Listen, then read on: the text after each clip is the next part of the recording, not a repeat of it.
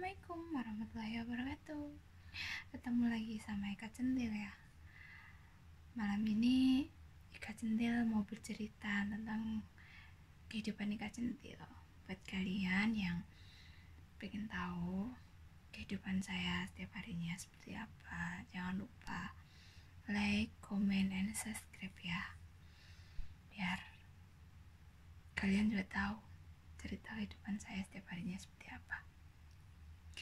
Malam ini saya mau cerita kenapa saya jadi TKW, dan cerita intinya hasil dari kesabaran selama ini itu hasilnya seperti apa. Intinya kuncinya kesabaran itu hasilnya pasti manis lah. Dulu saya soalnya udah merasakan pahit namanya ikut orang. Majikan ini itu adalah hasil kesabaran saya selama ini. Alhamdulillah jam 8, jam 9 saya udah bisa istirahat di istana Ika Centil ini. Ada kamar sendiri, kamar mandi sendiri, bisa sholat. Alhamdulillah, pokoknya itu perlu disyukuri intinya. Dan saya masuk di Hongkong itu 2014. Di Hongkong 2014 itu pertama itu di Junwan. Majikannya sih baik, cuman saya nggak bisa finish karena kerjaannya berat, bukan kerjaan wanita itu sebenarnya, karena harus diboyongin ke Taiwan Hongkong sampai beberapa kali, sampai paspor saya itu kan ada paspor harus Taiwan Hongkong itu sampai ditanyain kenapa saya sering ke Taiwan gitu kan. Sebenarnya itu kan nggak dibolehin ya, tapi kan ya karena saya ikut orang, saya dibawa ke sana 1 bulan di sana, dibikin visa, saya ikut. Di Taiwan saya harus kerja. Kebetulan majikan saya itu di Taiwan punya villanya itu ada kamar 16, dan di sana ada pegawainya sih, bapak-bapak gitu. Cuman kalau saya lagi diajak ke Taiwan, bapak-bapaknya itu disuruh istirahat katanya karena ada saya. Padahal kerjaannya itu ya setiap hari harus bersihin kamar 16. Tiap hari tamunya berganti, tempatnya juga harus dibersihin, otomatis ganti spray, bed covernya itu harus tiap hari bersihin kamarnya itu, angkat-angkat bed cover semuanya, kamar mandinya semuanya harus bersih. Otomatis itu kan berat ya karena kamarnya ada 16 dan lantai 1, 2. Ada satunya lagi, ada 2 villanya itu. Dan harus masak pagi, harus bikin sarapan, kan memang di situ pagi ada gratis sarapan sebelum jam 8 pokoknya maksimal. Itu harus bikin sarapan semuanya para tamunya itu. Aku ngerasa gak kuat karena saya perempuan dan tulang saya ngerasa udah, tangan saya apalagi yang kanan ini sekarang aja udah kalau kecapean sedikit udah sakit banget. Cuman saya berpikir karena majikan saya baik dan saya tetap harus jalani tugasnya, harus ya saya kuat-kuatin sendiri lah. Intinya yang penting saya nggak sampai jatuh sakit gitu aja. Saya kuat-kuatin, akhirnya cuman sampai 1 tahun aku ikut majikan itu. Aku bilang aku nggak kuat, aku mau pulang ke Indo. Dan alhamdulillah si majikan saya ngizinin. Saya berpikirnya bukan nantinya aja kalau udah tua itu kayak gimana. Kalau saya muda, ibaratnya kerjanya udah berat dan ngerasa badan saya udah gak kuat. Takutnya masa tua saya itu udah gak bisa apa-apa, ngurus anak nanti kayak gimana. Dan akhirnya majikan saya ngebolehin saya pulang istirahat. Pikir saya udah gak mau lagi balik kerja di Hongkong karena takut lagi dapat kerjaan yang kayak gitu. Setelah di rumah 10 bulan,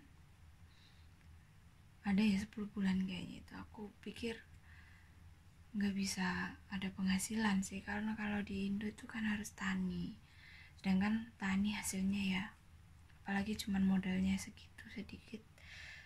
Tani juga saya pengalamannya kurang. Bisa sebenarnya bisa, apalagi kalau kita benar-benar nekat sebenarnya bisa kita. Cuman aku memang dari kecil dari keluarga yang nggak punya. Sekolah aja dulu saya lulus SD harus ikut orang, cari biaya sendiri buat sekolah SMP. Dari situ saya sudah mulai kerja ikut orang, cari biaya sendiri buat sekolah. Dan lulus SMP saya harus kerja jadi pembantu juga, cuman di Indo kan. Dari situ aku mutusin untuk jadi TKW, yaitu pengalaman tani saya kurang, nggak ada bakat terlalu ini buat di bidang tani. Kalau kerja rumah tangga saya, sekolah juga saya nggak pandai. Sekolah bisanya ya standar aja, bukan orang pandai saya soalnya.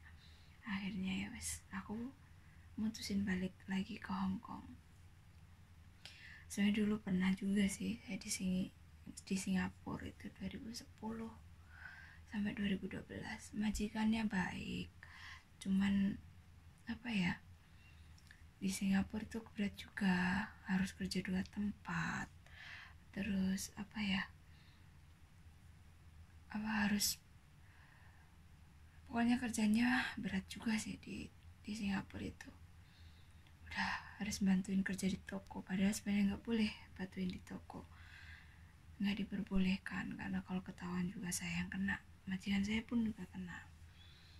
Udah saya kuat-kuatin 2 tahun, majikan saya suka sama saya untuk kerja di situ, berharap saya balik lagi, tapi saya nggak bisa karena saya ngerasa itu berat. Pegang HP aja nggak boleh waktu itu, cuman saya harus pintar-pintar nyuri waktu buat HP, pakai HP intinya. Terus waktu itu aku pulang, yaitu aku ke Hong Kong tuh 2014, dapat majikan yang baik tapi kerjanya yang berat, aku nggak kuat.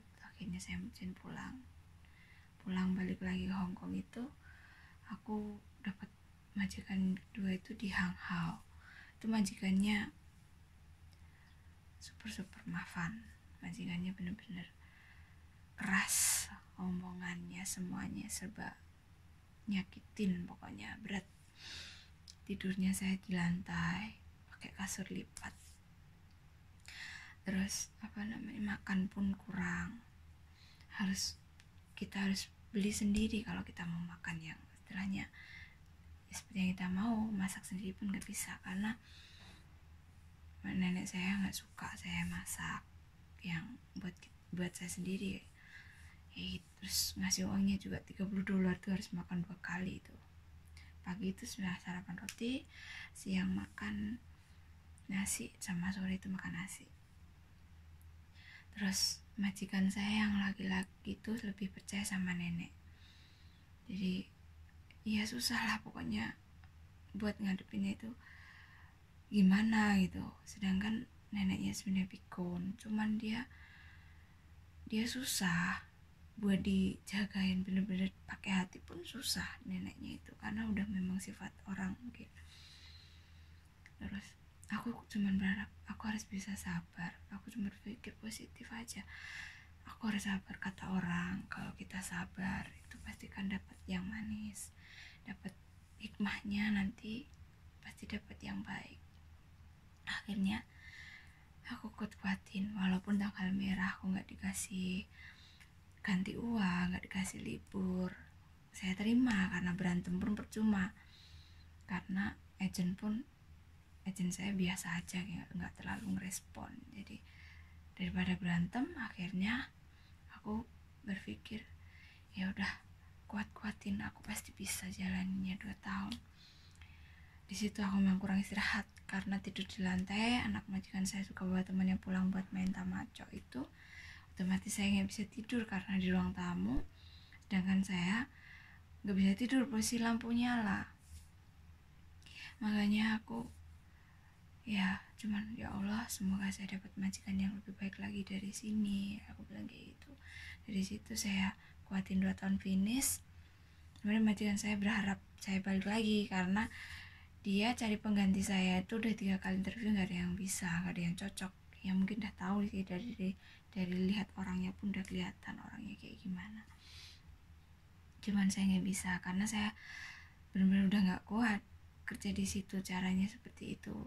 uang pun saya nggak bisa dapat karena saya banyak pengeluaran, nggak bisa ini, banyak pengeluaran di situ buat saya bertahan kan. Akhirnya ya alhamdulillah berkat kesabaran saya ketemu majikan di sini. Ya di sini majikan saya benar-benar baik, memperlakukan saya baik seperti keluarga sendiri. Nah ini saya punya kamar sendiri, jam 8-9 saya juga udah istirahat, kamar mandi sendiri, saya sudah benar-benar nyaman. Dan majikan saya pun nggak pernah namanya memarahi saya, meskipun saya salah itu cuma dikasih tahu lain kali seperti ini kayak gitu. Dan saya pun alhamdulillah banget, bersyukur banget punya majikan seperti ini. Ya pokoknya kuncinya buat teman-temanku yang sama-sama jadi TKW, kuncinya kita tuh memang harus benar-benar sabar ya, namanya ikut orang, pokoknya harus benar-benar sabar. Kalau cuma masalah omongan kita harus benar-benar tutup telinga, kita harus ambil hikmahnya. Kalau kita sabar nanti pasti dapatnya yang baik. Selama nggak main tangan kita harus benar-benar kuat di situ. Kalau kita udah dapat majikan yang main tangan ya kita memang harus meninggalkan majikan itu. Cuman kalau masalah omongan kita tuh harus benar-benar masih bisa bersabar ya. Seperti ini, seperti saya ini sebenarnya sudah benar-benar alhamdulillah, saya bersyukur dapat majikan ini. Aku pesan sama teman-teman yang sama-sama, apalagi yang baru datang ke Hongkong, jangan putus asa. Pokoknya kalau majikannya cerewet itu ya anggap aja ya namanya ikut orang, itu pasti ada baik, ada enggaknya, ada enak dan enggaknya. Cuman kita harus bisa berpikir positif, karena namanya ikut orang nggak mungkin selamanya enak mulus, tuh nggak mungkin semuanya instan langsung dapat yang baik, itu kayaknya nggak mungkin lah. Orang mie aja mau dimakan tuh kan butuh proses gitu loh. Jadi nggak ada semuanya yang serba instan, nggak ada, butuh proses. Intinya kita sabar, pokoknya kalau kita sabar pasti dapat kebahagiaan ya. Buat teman-teman semua itu aja sih, buat pengalaman aja, aku cuman bercerita pengalaman aku aja seperti ini gitu. Cuman aku udah alhamdulillah banget lah sekarang. Ya udah gitu aja ya teman-teman, ketemu lain waktu lagi. Pokoknya saya cuman sekedar bercerita aja kehidupan saya, pokoknya pahit manisnya kehidupan saya selama di Hongkong. Udah sekian dulu ya, saya mau istirahat.